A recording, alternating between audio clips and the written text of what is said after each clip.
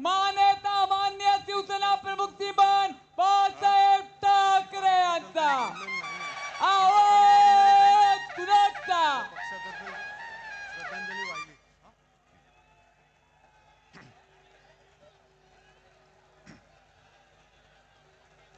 जमलेल्या माझ्या तमाम हिंदू बांधवांनो, भगिनी आणि मातांनो,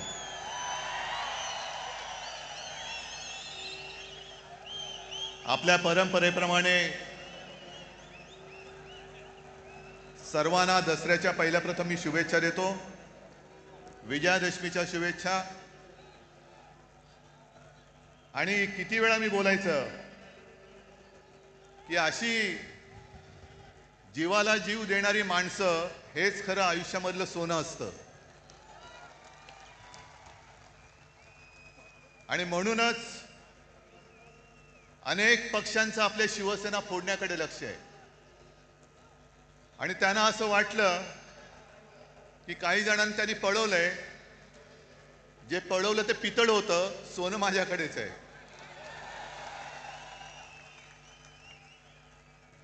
आता घरून येताना मी आजूबाजूला पाहत होतो,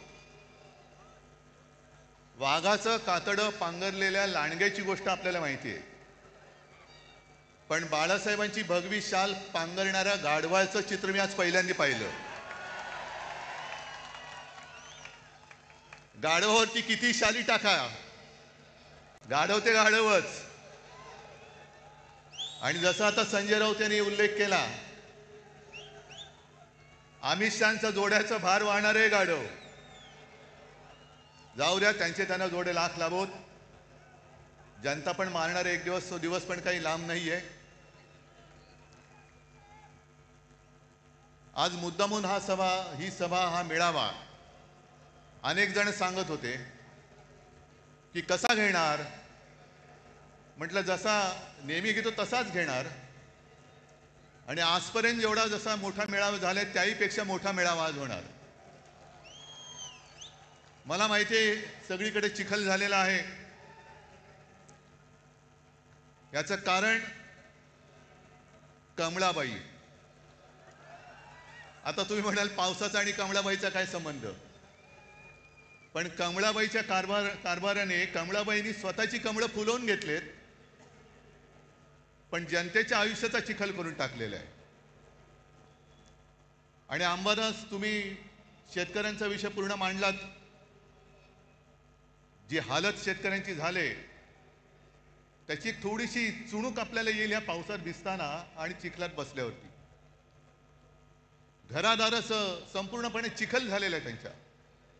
शेतकऱ्याची शेतजमीन तर वाहून गेलीच, पण घरादारामध्ये सुद्धा चिखल घुसलेला आहे. राहायचं कुठे. शेतकरी जो आपल्याला अन्नधान्य देतो, 2 घास देतो, तो शेतकरी आज विचारतोय की आम्ही खायचं काय.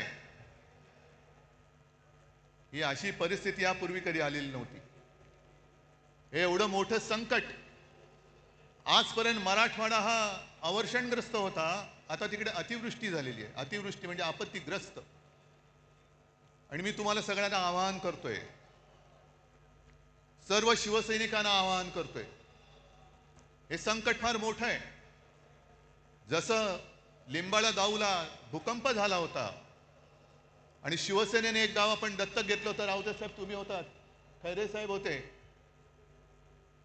आपण अर्थात आपल्याकडे सरकार नाहीये, पण जी काय करता येईल ती फुलना फुलाची पाकळी ही मराठवाड्याच्या शेतकऱ्यासाठी आणि उद्ध्वस्त झालेल्या नागरिकांसाठी देऊ. अगदी मोठी बाग जरी नाही तरी काही जणांच्या आयुष्यात एखादं फुल जरी आपण फुलवू शकलो तरी मी म्हणेन आपल्या आयुष्याचं सार्थक झालं. हे करायला पाहिजे. कारण आजचे जे मुख्यमंत्री आहेत, मी काल मुद्दामून प्रेस कॉन्फरन्स घेतली. माणसं कशी बदलतात बघा. आपलं राज्य होतं तेव्हा हेच बोंबलत फिरत होते, ओला दुष्काळ जाहीर करा.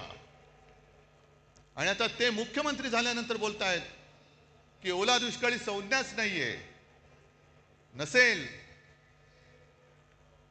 पण जनता संकटात आहे. खड्ड्यात घाला तुमच्या संज्ञा, पण त्यांना पहिले मदत द्या.